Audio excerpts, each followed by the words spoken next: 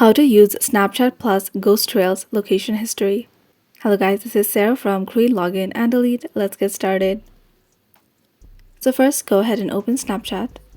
Click on the location icon at the bottom and then click on the setting icon at the top right corner. So you'll see the ghost mode feature.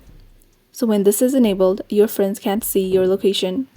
So if you turn this off, then your friends will be able to see your location. You can choose to share your location with your friends except some of the people, or with only certain friends.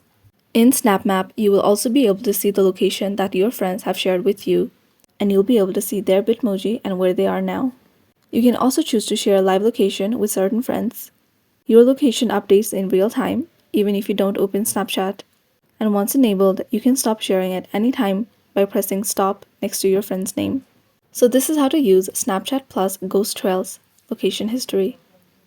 Thanks for watching till the end, and don't forget to like, share, and subscribe.